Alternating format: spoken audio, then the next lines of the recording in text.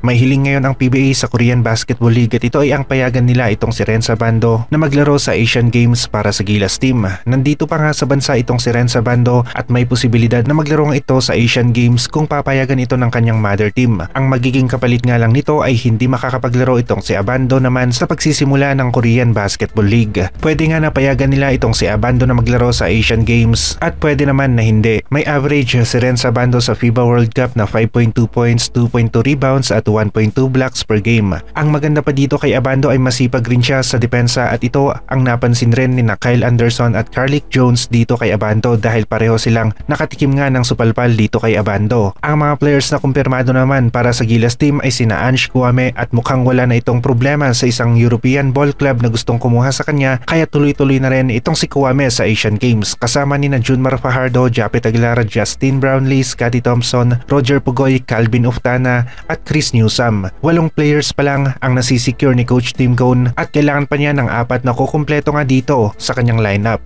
Nandito pa rin sa ating bansa sina AG Edu at RJ Abarientos at may request rin ng PBA sa B-League kung pwede bang maglaro ang mga B-League boys sa Asian Games pero inaasahan na nila na madedenay ang kanilang request sa Japan B-League dahil na rin sa nagsimula na ang preseason ng B-League at malapit na rin ang pagsisimula ng regular season. Mahalaga sa mga teams dito sa Japan B-League ang magkaroon sila ng maraming panalo nang sa ganun ay umabot sila sa playoffs at maiwasan na rin nila ang malagay sa alanganin kapag malapit na nga ang playoffs. May mga report nga na hindi pupunta si Abando sa Japan para samahan ang kanyang team na anyang KGC sa kanilang preseason game at mukhang maglalaro nga talaga itong si Abando sa Asian Games para sa Gilas team. Magiging isang malaking tulong ang kanyang depensa dahil nakita naman natin sa FIBA World Cup kung gaano ito kasipag na humabol sa kanilang kalaban para masupalpal niya ang tira ng mga ito. Kahit na maikli rin ang kanyang playing time ay sinusubukan talaga niya na makatulong sa team sa kahit anong paraan na makakaya niya. Nandito pa nga rin si AG Edu sa Pilipinas at hindi pa ito umaalis patungo ng Japan. Posible nga kaya napayagan ng kanyang mother team itong si AG Edu. Sa ating palagay tungkol dito kay AG Edu ay hindi ito papayagan ng kanyang mother team dahil na rin sa bago pa lamang siya sa team at kakailanganin nila kaagad ang kanyang presence sa loob ng paint.